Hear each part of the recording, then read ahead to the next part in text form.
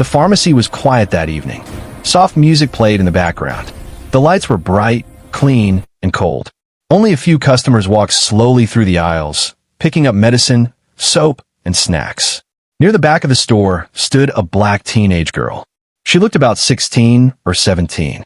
She wore a simple hoodie, jeans, and old sneakers. A school backpack rested on one shoulder. In her hand, she held a small box of allergy medicine. Her face was calm. She checked her phone once, then put it back in her pocket. She was not rushing. She was not hiding anything. She was simply waiting for her turn at the counter.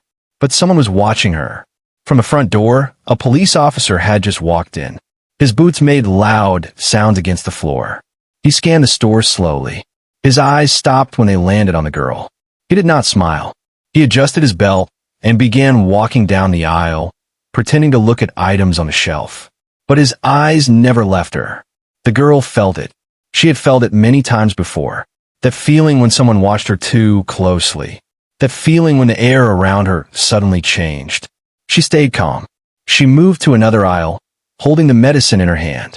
The officer followed. One aisle over. Then another. He stopped behind her. "Miss," he said. She turned around slowly. Her hands were visible. Her voice was polite. "Yes, sir."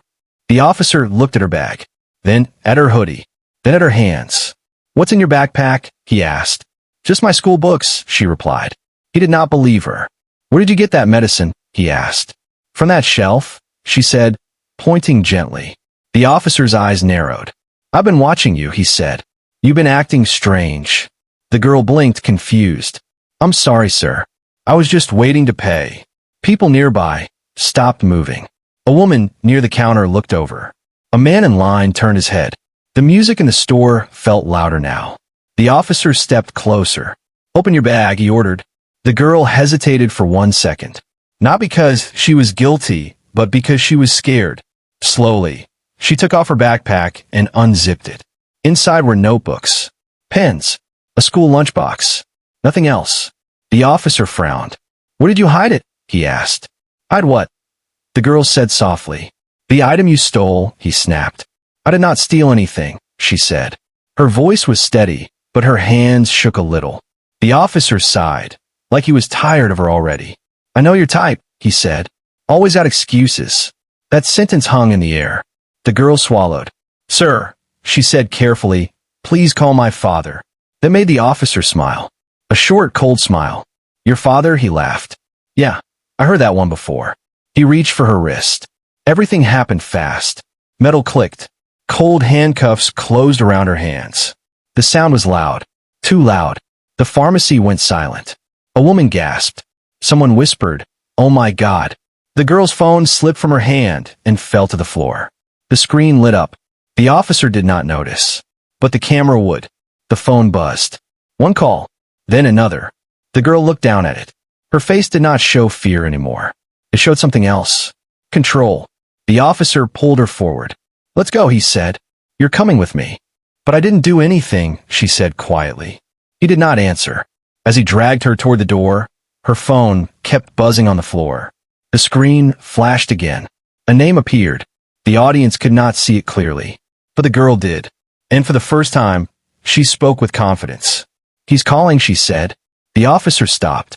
He turned back slowly. "Who?" he asked. She looked him straight in the eyes. "My father." The officer shook his head. "Save it," he said, pulling her again. The door opened. Cold air rushed in. Red and blue lights flashed outside the store. People stared as she was let out in handcuffs. No screaming. No fighting. Just silence. As the police car door opened, the girl took one deep breath and whispered words only she understood. "He's on his way." The car door slammed shut. And that was the moment. The officer made the biggest mistake of his career. The police car did not move right away. It sat there in front of the pharmacy, lights flashing red and blue, painting the windows with color. People stood outside now. Some had phones in their hands. Some whispered. Some just stared. Inside the back seat, the girl sat still. Her hands were cuffed in front of her. The cold metal pressed against her skin. She rested them on her knees and took slow breaths, just like her father had taught her. Stay calm. Stay quiet. Watch everything. The officer stood outside the car, talking loudly to another cop who had just arrived. She fit the profile, he said. I knew something was off.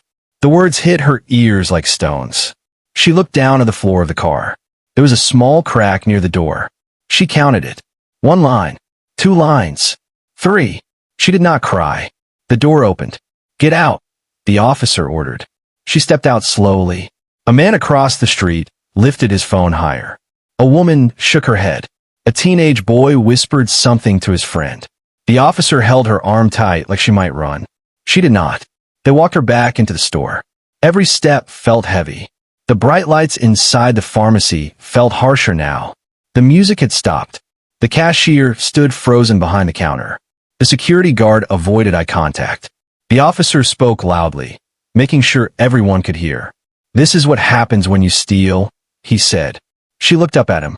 I did not steal, she replied. Her voice was calm. Too calm. That annoyed him. He turned to the cashier. Did you see her take something? The cashier hesitated. I'm not sure. That's enough, the officer snapped. I saw it. He had not. But his voice carried power. He pulled her toward the front. People stepped aside. No one spoke for her. She felt small, but she stood straight. At the counter, the officer emptied her backpack. Books fell out.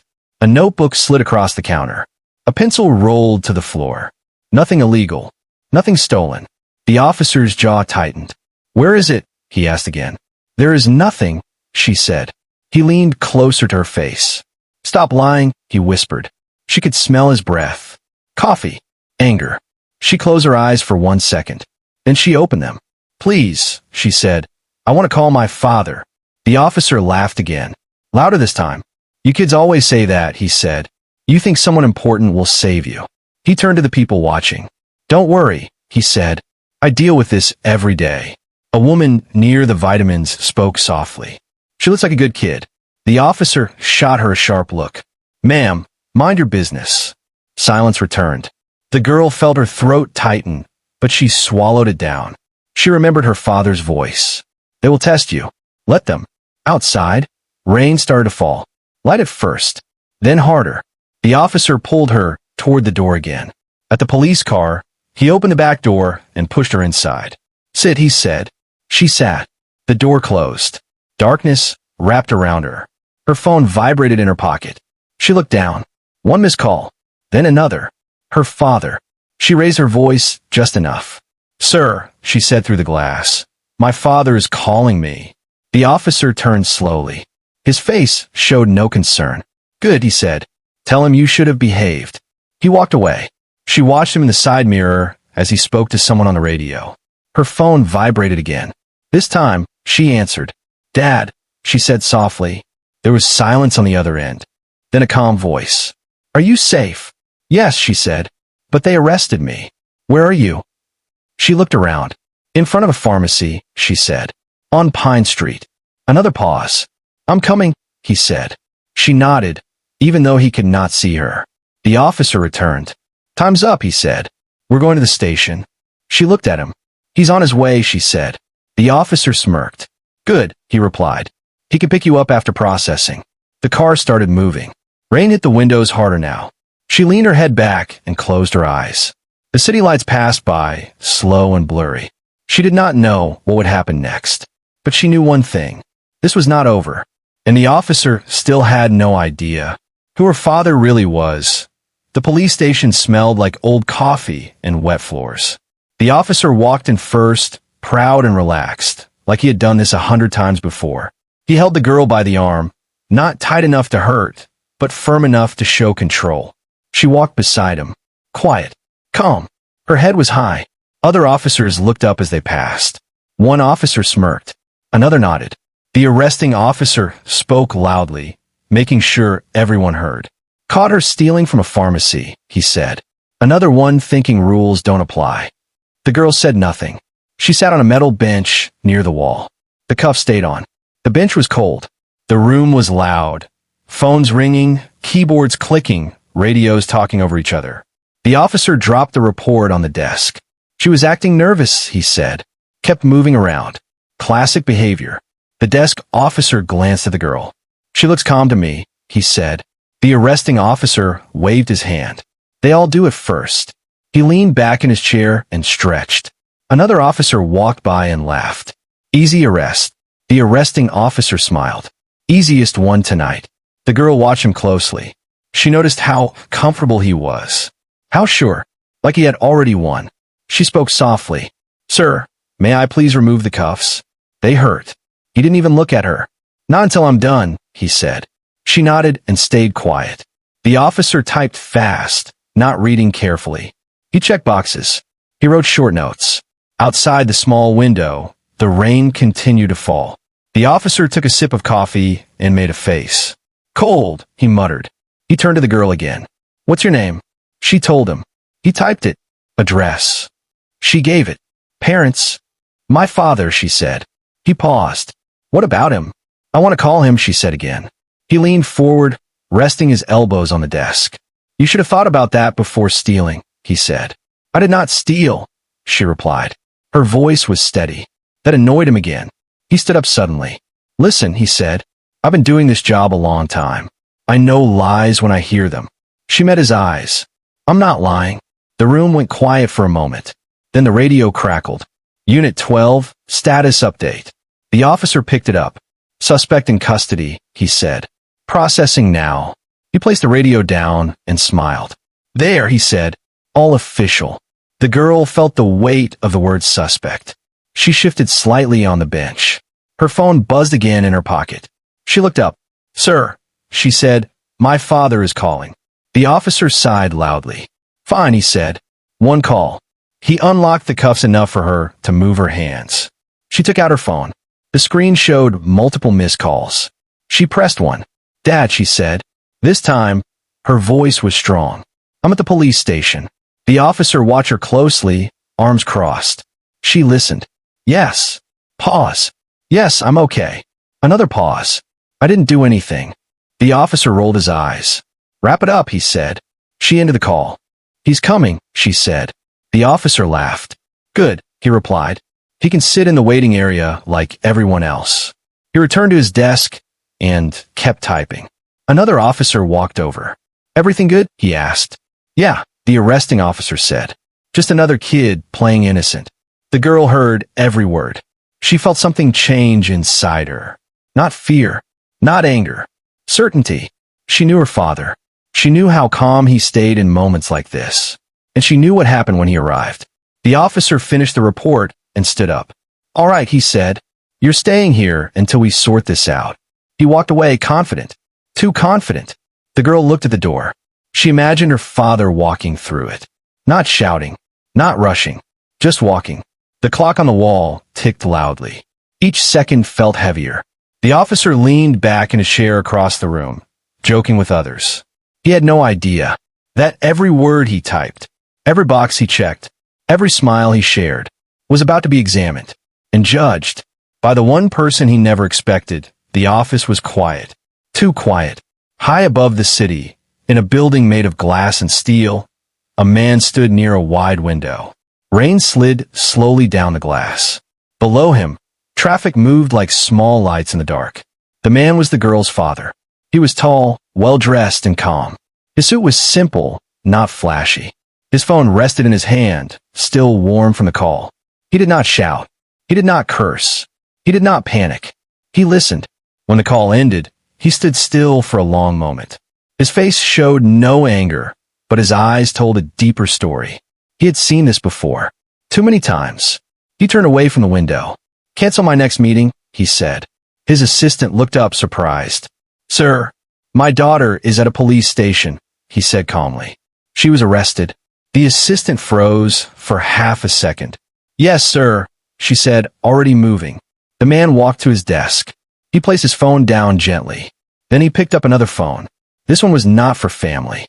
He dialed one number. The line connected quickly. This is him, the man said. I need information. He listened. I want the full report, he said. Who arrested her? Where? And why? He ended the call. Then he dialed a second number. I'm heading out, he said. Clear my schedule. He hung up again. Still calm. He picked up his coat and put on slowly, carefully. Every movement had purpose. No ruse. No wasted energy. The assistant watched him. "Should I call a lawyer?" she asked. He paused. "Yes," he said, "but not yet." Down at the police station, the girl sat on the bench. The room felt colder now. The officer laughed loudly with two others. Coffee cups on the desk. Jokes in the air. She watched the clock. Each minute passed slowly. She trusted her father. She always had. Back in the office, the man stepped into the elevator. The doors closed softly. The ride down was silent. When the doors opened, his driver was waiting. "Police station," the man said. "Yes, sir." The car moved into the rain-filled street. As the city passed by, the man made one more call. This one was shorter. "I'm on my way," he said. "Be ready." He ended the call and looked out the window again. He remembered teaching his daughter how to stay calm when treated unfairly. "They will expect anger," he had told her. "Do not give it to them." At the police station, the arresting officer leaned back in his chair. "Paperwork almost done," he said. The desk officer nodded. "Her father coming?" "Yeah," he laughed. "Probably some loud guy ready to argue." The girl heard that. She said nothing. The station door opened. A quiet sound. No shouting. No rusing. Footsteps. Slow. Confident. Heads turned. The man walked in. The room changed. He did not wear a uniform. He did not wear a badge. But he carried something heavier. Authority. He looked around the room once. His eyes landed on his daughter. She stood. Their eyes met. She nodded slightly. He nodded back. The arresting officer stood up. "Can I help you?" he asked. The man spoke calmly. "I'm here for my daughter." The officer smiled. "Sir, she's being processed." The man looked at him. "What is the charge?" The officer glanced at the paper. "Theft," he said. "Pharmacy." The man waited.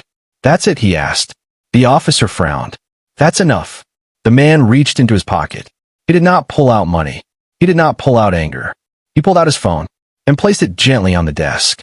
"My name is on that screen," he said. "I suggest you check it." The officer hesitated. Then he picked up the phone. He looked at the screen, and his face changed. Color drained from it. He looked up slowly. The room was silent. The man's voice stayed calm. "Before we go any further," he said, "I would like to see the body camera footage." The officer swallowed. "Yes, sir." The man placed a hand on his daughter's shoulder. "We're not done yet," he said softly. This was not anger. This was control. And the officer was only just beginning to understand who he had really arrested. The room felt smaller now. Too quiet. Every sound seemed louder. The ticking clock, the hum of the lights, the soft breath of people standing still. The arresting officer stood frozen behind the desk, staring at the phone in his hand. He read the name again and again. His mouth opened, but no words came out. The supervisor, who had just walked in, noticed the silence. "What's going on here?" he asked. No one answered. The supervisor stepped closer and looked at the phone screen. His eyes widened. He slowly lifted his head and looked at the man standing calmly beside the girl. "Oh," he said quietly. The arresting officer finally spoke. "Yes, sir," he said, his voice different now. Smaller. "I didn't realize." The man raised his hand gently. "Please," he said, "let's not rush." His voice was calm, but it carried weight. He turned to the supervisor. "I would like to understand how my daughter ended up in handcuffs," he said. The supervisor straightened his back. "Yes, sir," he replied. "Of course." The arresting officer swallowed hard. "She was caught stealing," he said quickly. "I saw her acting suspicious." The man nodded once. "Show me," he said. The officer blinked. "Show you what?" "The proof," the man replied. "The evidence." The officer looked around the room. No one spoke. The supervisor cleared his throat. "Let's pull the body camera footage," he said. The arresting officer hesitated. "Is that really necessary?" he asked. The supervisor looked at him sharply. "Yes," he said. "It is." They moved to a screen on the wall. The room gathered around. The girl stood beside her father. Her hands were still cuffed, but her posture was strong. The video began. The screen showed the inside of the pharmacy. The officer walking in, his eyes locking on the girl. The aisle following. The questioning. Everyone watched in silence. The video showed the girl holding the medicine, not hiding it, not running, not stealing. The video showed her opening her backpack. Books, pens, nothing else. The officer's voice played through the room. I know your type.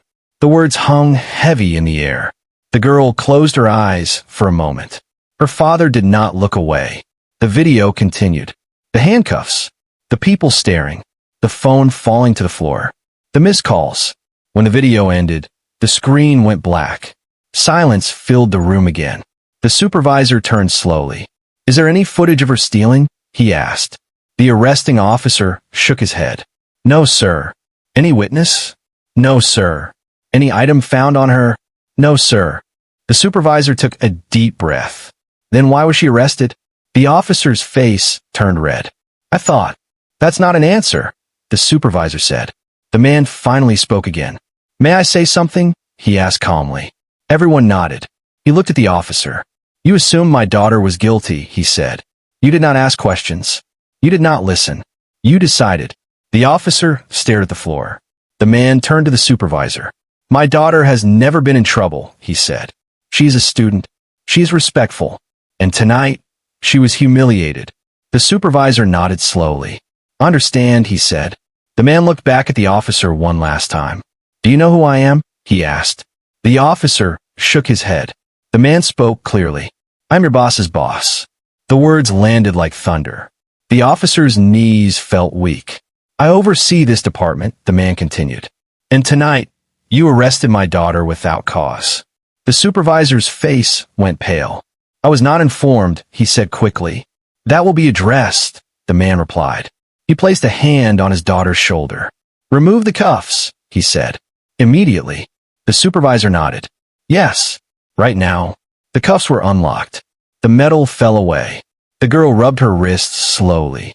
The arresting officer stepped back. I'm sorry, he said quietly. The girl looked at him. She did not smile. She did not yell. She simply said, I told you I didn't steal. The man turned to the supervisor.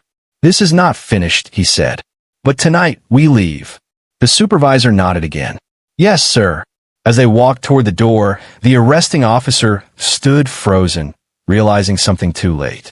This was not just a mistake. This was a career-ending one. And the consequences were only beginning. The hallway outside the station was quiet. Too quiet. The girl walked beside her father, rubbing her wrists where the cuffs had been. Red marks still showed on her skin. She did not complain. She did not cry. Her father noticed everything. He always did. They stopped near the exit. The rain had slowed outside, but the air felt heavy. Are you okay? He asked softly. She nodded. Yes. He believed her, but he also knew this moment would stay with her forever. Behind them, the supervisor stood stiff, holding a folder tight against his chest. Sir, the supervisor said, I want to formally apologize. The father turned. I'm listening, he said. What happened tonight should never have happened. The supervisor continued. We failed your daughter. The arresting officer stood a few steps behind. No ismite, no confidence, only fear. The father looked at him calmly. Do you understand what you did? He asked. The officer swallowed. Yes, sir. Tell me, the father said. I arrested her without proof, the officer said quietly. I judged her. The father nodded once. That is correct. The supervisor cleared his throat. The officer is being placed on immediate leave, he said. An internal investigation will begin tonight. The officer's eyes widened. Sir, he started. The supervisor raised his hand. Enough, he said. The father spoke again. This is not about punishment, he said. This is about accountability. The officer looked down. The father turned to his daughter. Do you want to say anything? He asked. She thought for a moment. Then she spoke. I was scared, she said. But I stayed calm. I just wanted to be treated fairly. Her voice was steady. The room listened. The supervisor nodded slowly. You deserve better, he said. The father placed a hand on her shoulder. We're leaving, he said. As they stepped outside, cameras flashed. Someone had tipped off the press. A reporter shouted, Sir, any comment? The father stopped. He did not rush. He turned to face them. My daughter was wrongly arrested tonight, he said. There was no theft. No evidence. Just assumptions. The cameras clicked faster. I expect this department to correct its mistake, he continued, and to learn from it. He took his daughter's hand. They walked away. Inside the station, the arresting officer sat alone. The jokes were gone. The laughter was gone. He stared at the wall. An investigator walked in. "Hand over your badge," the investigator said. The officer hesitated. Then slowly, he placed it on the desk. The metal made a soft sound. The investigator picked it up. "You are suspended pending review," he said. The officer nodded. In another room, the supervisor reviewed the footage again, frame by frame. He shook his head. "This never should have happened," he said to himself. Back in the car, the girl leaned her head against the seat. The city lights passed by again, but this time they felt different. Safer. Her father looked at her. "You did everything right," he said. She looked up, even when he didn't listen. "Yes," he said, "especially then." She smiled slightly. At home, she sat on the couch with a blanket around her shoulders. Her father made her tea. They sat in silence for a moment. Then her phone buzzed. Messages. Support. People had already seen the video online. She didn't steal anything. They were wrong. Justice matters. Her father watched her read them. "This is bigger than tonight," he said. She nodded. "I know." Back at the station, the supervisor typed an email. Subject: immediate action required. The officer's name was at the top. Under it, one word stood out. Investigation. The night was not over. Not for the department. Not for the officer. And not for the system that allowed this to happen. Justice had started moving. Slowly. But it was moving. Morning light filled the living room. Soft and warm. The girl sat on the couch, holding a cup of tea. The red marks on her wrists had faded, but the memory had not. She stared at the window, watching birds land on a wire outside. Her father stood nearby, reading messages on his phone. The story had spread fast. The video from the pharmacy. The arrest. The truth. People were talking. The girl finally spoke. "Dad," she said, "will anything really change?" He looked at her. "Change is slow," he said, "but it always starts with truth." Later that day, the police department released a statement. The words were careful, polite, official, but the message was clear. The officer involved had been removed from duty. An internal review was ongoing. Training would be reviewed. The girl read the statement quietly. "That's it?" she asked. "For now," her father said. At school, whispers followed her down the hallway. Some students looked at her with respect, some with curiosity, some with shame. A teacher stopped her after class. "I'm sorry this happened to you," she said. "Thank you," the girl replied. That night, father and daughter sat together at the dinner table. No phones, no news, just food and quiet. "You were brave," her father said. "I was scared," she replied. "That's what brave is," he said. Days later, the officer sat alone at home. His badge was gone. His phone stayed silent. The confidence he once had was broken. He replayed the moment in the pharmacy again and again. The look on the girl's face. Calm. Certain. He finally understood. Too late. Across town, the girl stood in front of a mirror, tying her shoes. She looked at herself differently now. Stronger. Not because of who her father was, but because of who she was. She had spoken the truth. She had stayed calm. She had survived. Her father watched from the doorway. "I'm proud of you," he said. She smiled. Outside, life moved on. Cars passed. People rushed. The city breathed. But something had shifted. A small crack in an old system. A reminder. That respect matters. That assumptions destroy. That power does not always wear a uniform. The girl walked out the door, backpack on her shoulder. The same backpack. No fear this time. Just purpose. Somewhere, a young person watched the video online. They saw her calm. They saw the truth. And they learned something. The narrator's voice returned, slow and clear. "This story is not just about one arrest," the voice said. "It is about how quickly judgment can become injustice." The girl turned the corner and disappeared into the street. The father watched until she was gone. Then he turned back inside. The final words appeared on the screen. "Respect people. Listen first. And never judge by skin color." Because that night, a badge learned a lesson. And a young black girl showed the world what quiet strength looks like.